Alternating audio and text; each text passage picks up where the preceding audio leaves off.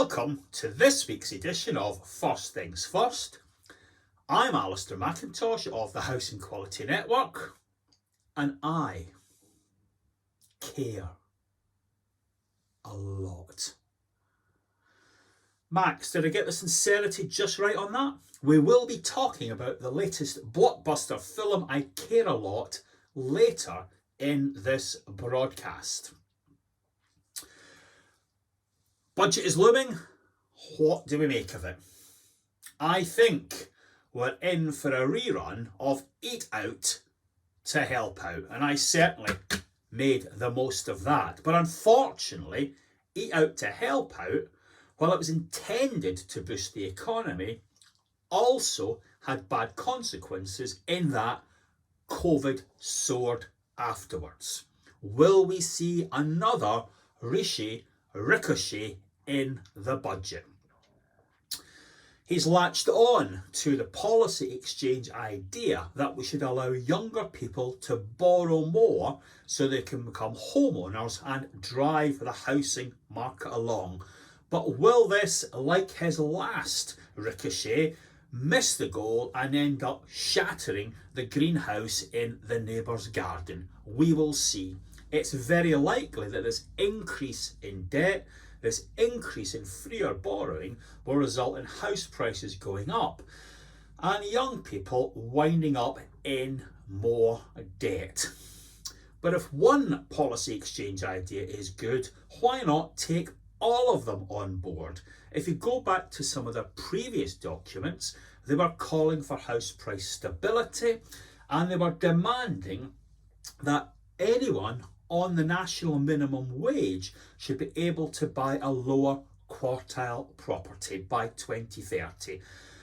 Currently, lower quartile properties in England and Wales knock out at round about £160,000, and the minimum wage, as you know, is roughly £9 an hour. So we're nowhere near it.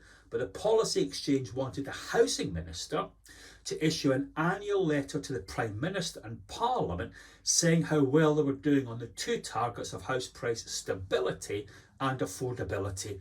Why not bring that idea in so that we can track what's really going on? 10 out of 10 to Rishi for trying to spread assets around more fairly, but I have concerns about distortions in the market as a consequence of that. Now, this spreading of assets is very much the theme of the moment. I Care a Lot is a fascinating film. It's just out on Amazon Prime, and the plot involves the Russian mafia and a same-sex couple trying to defraud elderly people of their houses, assets and valuables. And Amazon Prime is entirely neutral as to whether the Russian mafia, the same-sex couple, win or work in combination. The assets of elderly people are seen as fair game. That's the thrust of the film. Is this a cultural change? And let's not forget, this film was made for Jeff Bezos. Is he the world's richest man? Not Thomas Piketty, the French philosopher who's been urging fairness in assets for a very long while, or even Ash Sarkar, the young star of Moral Maze in the United Kingdom, who advocates luxury communism now. This is right at the heart of Hollywood culture. Big theme. How do we crack it?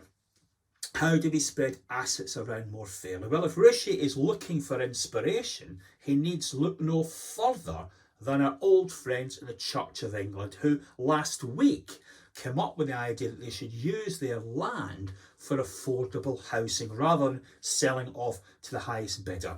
They used to say the Church of England was the Conservative Party at prayer. Well, Rishi, I hope you answer their call. Thanks for your attention, and I hope to see you all next week after a budget that's better than I am expecting. Goodbye.